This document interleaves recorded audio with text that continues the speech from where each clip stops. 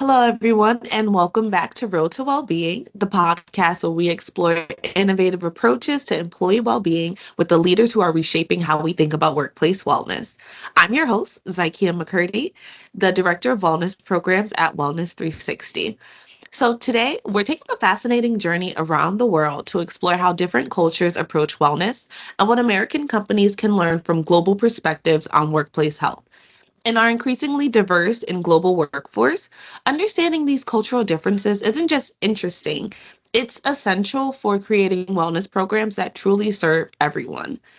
I'm thrilled to welcome Alessa Caridi, someone whose life journey reads like a masterclass in international wellness wisdom.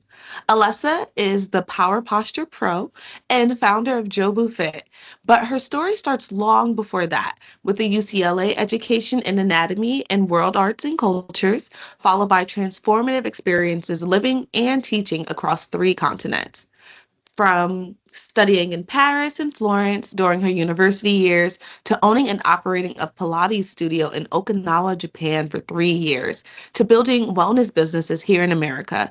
Alessa has witnessed firsthand how different cultures approach daily movement, work life balance, and community wellness. So, whether you're designing programs for global teams, serving diverse employee populations, or simply looking for fresh approaches to engagement and wellness, this conversation will challenge how you think about workplace health and give you actionable insights from around the world. So, Alessa, welcome to Road to Wellbeing. I'm so excited to share your global wellness journey with our audience. Thank you for having me. That was probably the best intro I have ever gotten. And I mean, I feel like I don't even have to talk. You just like went through absolutely everything. And, we can say hi bye kind of situation. Awesome sauce. I love that I was able to touch on so much. Everything. You got everything in there. So that's awesome. All right, but I'll make sure we dive into each of them a little deeper. Sure. Ask So away. let's start with your international journey. I know I kind of touched on it a little bit, Oh, yeah. but can you talk about what drew you to live and work across three different continents and how each place shaped your understanding of wellness? Well, in an Italian American household, and we would go back to Italy to visit family members when I was very young. And then as I got older and my family grew, I have four brothers and sisters. We didn't travel quite as much because also you have schedules too. And by the time I got to high school, I was dancing 20 plus hours a week with a competition team. And so then we also travel for that as well. So then my family travel stopped a bit. But then when I went to university, I grew up like mostly on the East Coast. And so then I went to university in California at UCLA. And I realized that there was an option to go study abroad. And so I did a summer in Paris and got to dance all over there. And then I did my fall semester in Florence. And that was really because I had been so many times and visited family and, extended friends there that it was really kind of just like going home. And studying in Italy was an easier transition than going to university in California. Like that was how much of a change, culturally, just people from the East Coast, West Coast kind of thing, the stark divide at that point. I don't think it's that much anymore just because social media and everything else makes things a little bit more translatable and faster. Things move faster now that way. And when I was there, in Florence specifically, because I was there for the longest amount of time, I saw how, as an adult living and studying there, how others, adults, and the culture as like a whole really values their health and well-being, from like the no preservatives in their food, their wine, the way that they handle their lunchtime break, the amount of time their summer breaks, they break for the entire month of August. And that I had always been accustomed to. I had always seen that culturally, and when we would have family gatherings, and I witnessed that a little, but not consistently. So when I got to study there, that was like wow, these people really do live differently than us. They manage to get a lot done, right? I mean, negligible. People like to make fun of the Italians for taking too long to produce anything. There's another funny saying that we can get into later if you want about them, but that it works for them. It works for their culture. It was built into their culture, and it was acceptable to take a longer lunchtime, to step out of the office and away from your screen and away from, in like screen interactions, to actually take interactions to being in person, which even back then when I was studying in undergrad, a lot of what I did wasn't, Zoom meeting like it is today, but it was still very, very much not accepted to leave the office in the middle of the day, to just walk away from your work for a long period of time. So as I started to realize, look, this is what these people do every single day, it kind of was a light bulb moment of slowing down doesn't necessarily mean you're less productive. And that was something, I learned a lot more, especially in like the dance world, because that was my focus in undergrad, from my time living in Florence. But that was the big takeaway that kind of stuck with me as I went and finished university and then moved back to New York and kind of tried to figure out what exactly it is that I wanted to do. Because when I got back to New York after graduation, my goal was to just twirl around on stage. I had a BA in dance. I was studying world arts and cultures. I wanted to do theater, specifically being on stage, and audition for Broadway because that's where my family was. And the first summer that I got home, I was walking along the beach and my foot slipped off of a rock and I ended up breaking my foot. And so that was like 2 months, 3 months after. It was like the end of the summer. It was like right after I had gotten home. It was very hard. It took me into a different mental state. And I had to kind of readjust what my goals were, right? I mean, my parents actually saw that I wasn't doing too well, especially because my goal was to dance forever and ever. And my parents said, for Christmas, we're going to gift you a Pilates certification, because I couldn't dance. And I had used Pilates in the past to rehab other dance injuries that had me coming back stronger. And I really had a passion for anatomy because of the way that Pilates had rehabbed me in my high school years. And so then I took that and kind of ran with it. And because I'm a type A personality, I can't just get one certification. I just kept getting certified after just kind of collecting them there. And I became master certified. And within this, the school that I studied in, I started teaching other teachers to become Pilates instructors. And I quickly learned that wasn't for me, because I really wanted to help people get healthy, not train future instructors. So that was kind of like a little veer off my path. And I say this because during this period of my life, when I was becoming a Pilates instructor and teaching other instructors, it's when my husband walked into my life. And it's because of him. He's an officer in the United States Marine Corps. He was the one that took us to Japan. And so that's how I ended up, all the way on the other side of the world. And he really saw that I needed something to do while I was there. And as a wedding gift, he bought me my reformer, my Pilates reformer.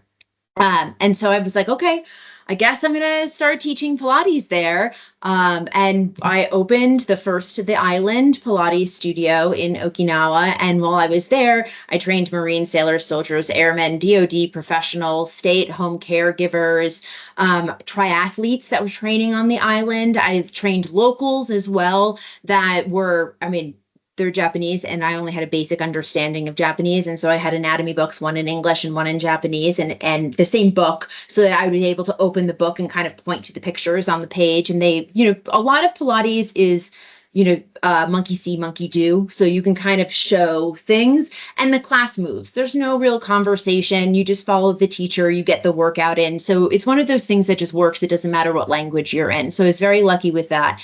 But when I was there, and getting back to your question, when I was there, you start to realize that these people don't have to think about eating well or living well or functioning better, because it's built into their society. And just like when I was in Italy and there's no preservatives and things, everything there is fresh, is bought pretty much same day. They function kind of in the same way.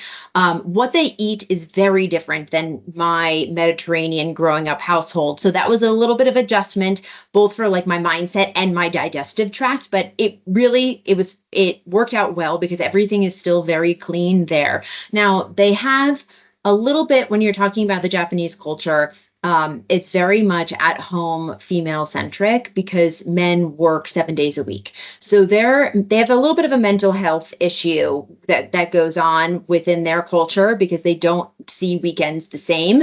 But they do live like intergenerationally within a household. So you have the added support of grandparents, parents, and children very frequently living under one roof.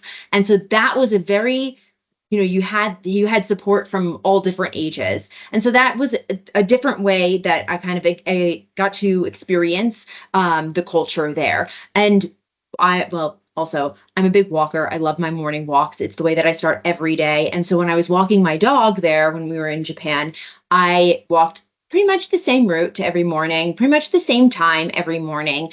And so I started noticing that just like we have like street lamps, with lights on them, right, periodically, like down the road while you're walking, they have street lamps with speakers. And, for the first couple of months, I was like, oh, this is kind of nice. It just happens. And as I was, kind of establishing my walking route there, I realized that the music would start and everyone would stop. So they were doing a lot of construction on the seawall, and there's, the frequent, neighborhood people that lived there were walking.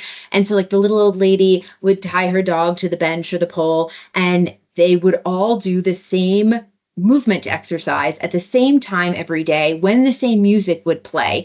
And then as I started, because every once in a while I'd vary my route, and I started realizing, like, I walked past the school one morning and it was the same time and the same music would play, and all of the children before they would go inside would do this routine as well.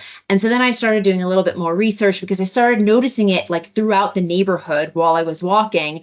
And the more I researched it, the more I realized that it was a national healthy habit. And so every day music would play, and it didn't matter your age or what you did professionally or if you were retired. Everyone learns this routine as a young child, and it's more of like a stretch and awakening kind of routine. I think that's the best way to look at it. It does have a little bit of quicker movements to it. So like you can kind of think of it as like a little bit of an energy boost, but really it's to like wake up your whole body. And so I saw that as a healthy habit combined with the healthy habits that I saw when I was living in Florence. And it really got me thinking about the issues that we experience in the West as people who really work 9 to 5 or even beyond. Because a lot of people that I've spoken with since my Japanese days, a lot of them, they don't get up for lunch. They eat lunch at their computer. Sometimes they skip lunch. Sometimes they're working well into the evenings, and just being able to see that cultures that still produce and still have very like high functioning societies do things a little bit differently without that. It's not a cost to them, where the lower productivity, where we as Americans especially see, like, if I walk away from my computer, I'm not going to get it done. I'll be like, I'll be here forever. We have this kind of like false urgency that comes within our culture. And so that's really what I'm striving to kind of help people and support professionals who are computer based so that they can add movement and add fitness to their day so that they can take care of their brain and their body and still see that they can stay productive or even become more productive because they have an established healthy habit.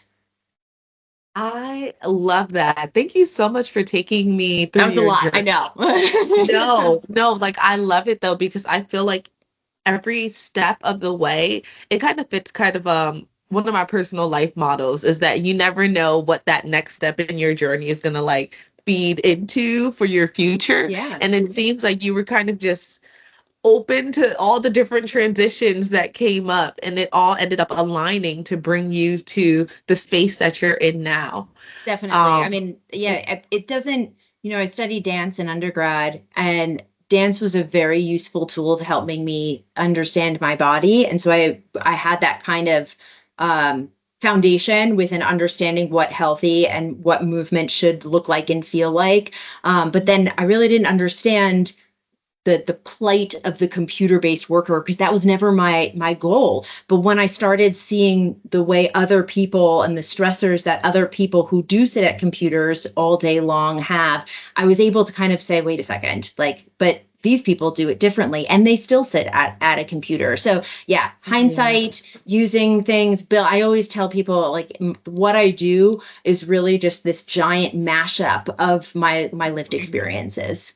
hmm I love that. And then I also love what you shared about that practice in Okinawa, with the kind of the group exercise. I Yeah. think that's so cool. And then I think about Okinawa being one of those blue zones where that Yes, is the home of exactly. some of the world's longest living people, you know? Yeah. So outside of that, was there anything else you may have like noticed that you were like, oh, this is cool. I need to bring this back with me to the States? So the one thing that I think was really the light bulb moment, or like the catalyst for me to creating JoBuFit and really wanting to bring something back to the US, was the people that I was training, because I operated my own Pilates studio, and a lot of the times my clients, I'd see them 2 or even 3 times a week, because when you're an American in a foreign country, you only have so many fitness options, and when you find something that you like, you tend to like frequent it. And so when I was training all these different kinds of bodies, they all had different functions for their day, whether it's sitting at a computer, carrying a big rucksack, being underneath a plane and fixing a plane, being like a wartime photographer. I'm trying to think of other people that I've helped, or even just caring for children, right? Running around, like, crawling on the floor, feeding kids, just constantly going in a very different, mental state than a traditional professional. They all had the same problems. By lunchtime, they were, just like starting to get like mentally drained. By 3 p.m., they were just in pain, physically tired. And a lot of them, it wasn't like they were running a marathon. It wasn't like they were sweating, and they weren't getting sleep, or they weren't eating. Maybe they could have eaten a little bit better, but they all had these kind of issues. By noon, they hit a wall mentally or physically, and then by 3 o'clock, mentally or physically, they were just done. And so I started seeing it was a very big light bulb moment. Like, okay, we have to figure out how we can help these people, and then put that together with the same movement exercise that I saw that was under 10 minutes that the Japanese people did daily. I was like, okay, maybe this can help. And when I moved back to the States and I started trying out different movement exercises that fit specifically into a chair desk tech relationship, I started talking to the professionals and seeing what exactly their bodies needed, like how the fatigue sets in, where the body pains are, what kind of time frame they have to complete these movements. And so that was really the transition that I made. So going from all these kinds of bodies having these issues that are very similar, to really establishing myself back here, saying, I saw this tool. I can translate this tool to fit into your workspace so that you can not only, build a strong body so that you can withstand the physical, but then get past that, mental slump, that fatigue that comes, and really be productive through the end of your workday. I mean, because also at the end of your day, I don't know if you feel this. I mean, I still feel this as a mom too, right? You finish work and then I have to be a mom afterwards. All I want to do is go to sleep. Like I don't have time to socialize. And so my goal is to help those professionals so that when they finish their work, or they finish their work day, whatever that may look like for them, they don't crash immediately. They can have dinner with their family, or go out with their spouse and enjoy food and social time, or and really live fulfilling lives, because that's also a way to fight the burnout, to stay away from that total crash, and so people can have, fulfilling in all aspects of their life. I love that. And I do think that is that area that a lot of, especially from what I'm hearing from my friends who are also in the workforce, is like, I'm feeling this crash. I don't really know what to do. And I'm kind of want to go back to something you mentioned when you were speaking about your journey, how all of these different elements of wellness and health and well-being were like built into the culture. And I think Mm-hmm. that's something that's so interesting. And that's something that like our American companies could position themselves to kind of Sure. create that type of space too. Yeah. And, I wonder, what are some of your thoughts on how like companies can kind of start to incorporate some of these kind of I guess, multicultural or like expansive type of program designs? So the first thing I would say is hire me to come in and talk. That's the best. That's the first place to start. And that's what the best way to do it is to get direct feedback from your employees. Because all too frequently, I have gone into workplaces and people have said, I'm exhausted. And my boss's boss's boss decides that, to boost morale, they're going to hand out chocolate bars. That has been in multiple places. I've also seen that in hospitals when I go in to talk. We have doctors and candy stripers handing out chocolate to people because they think that that's going to make them want to work healthier in their workspaces. I like the complaints don't always match up with what the decision maker decides to provide because they think, oh, this is going to help them. And I think a lot of times it's, let me put like instead of speaking in the abstract, a lot of times what people do is they say, okay, everybody's overworked. We're going to have once a quarter a wellness day, which is great, providing massages, maybe you get your hair blown out, your nails done, you have a yoga instructor come in and do a stretch class for you. And those things are great. And those are great company perks. And I'm not saying get rid of them because that's definitely something that I think really does allow people to network and socialize amongst themselves to help the company as a whole, but it doesn't address the everyday needs that is a specific, the person who has to sit in front of a computer or stand, doesn't matter. They're both the same problems, just in opposite directions for long periods of time. And so that's why when I do go into an office and I do get to actually hear the issues, because not everyone has the same issues, but they all tend to be in the same vein of problems,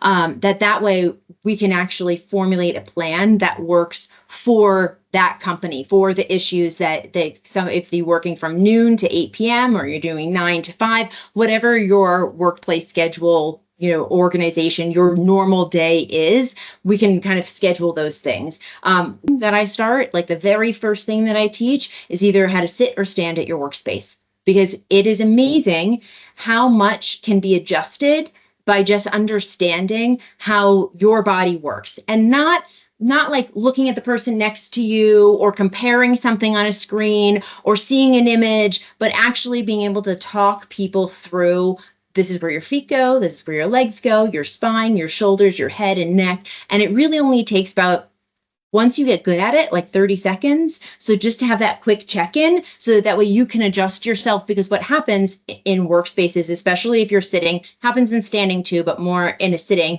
and I'll turn sideways, is you end up kind of like this or like this. So you're forward. And what happens is as you're leaning forward and you're looking down at your computer, the weight on your head weight leaning forward actually ends up closing off your airway. And then what happens is when you're leaning forward into your computer, your brain thinks, oh, this is the fetal position, which looks very, very much like going to sleep at night. And so then your brain says, oh, are we going to sleep now?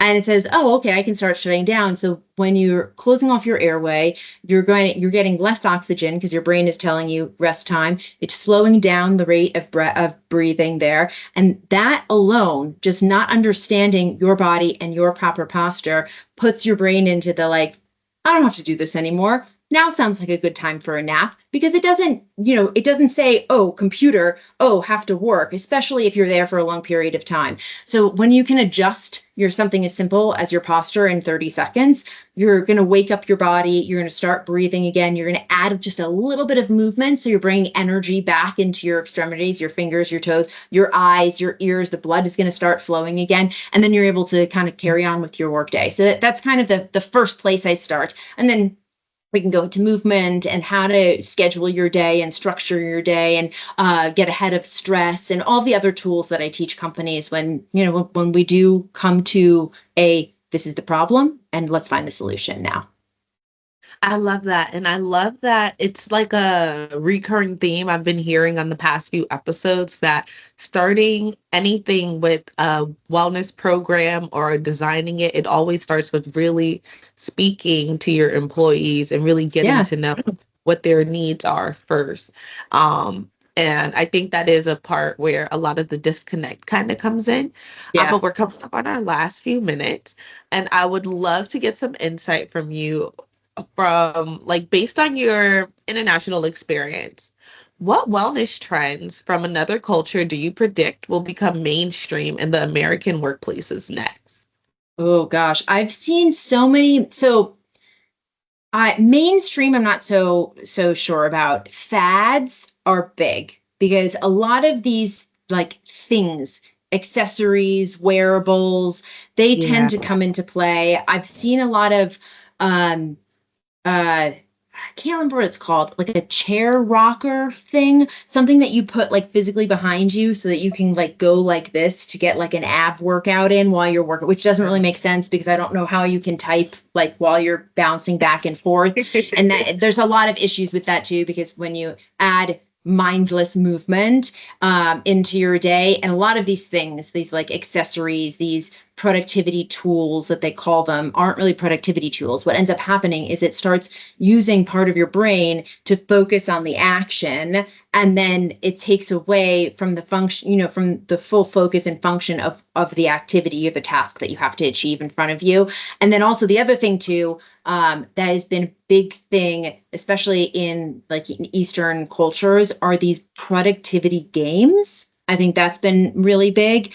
I had a company probably about 6 or 8 months ago, email me their like, products to kind of test it out to see if I liked it. And it was designed to make you more productive. So it would be kind of like a wallpaper type thing, something that was working in the background, and it would give you breaks based on like little game, like gamified productivity. So like if you spent 50 minutes working and then you built this room or something like, and it had a thing, then it would tell you like, oh, your time is up, get back to work kind of thing. But it didn't have a your time is up, we're going to close this, like you could stay on it, like you could just stay there playing the game. So to me, that's not productive, that's counterproductive. So that definitely was something that I've seen kind of coming in this direction. I do see a lot of those like planners that people use too, that you can put on, that seems a little bit more, I mean, like it's not as fun, obviously,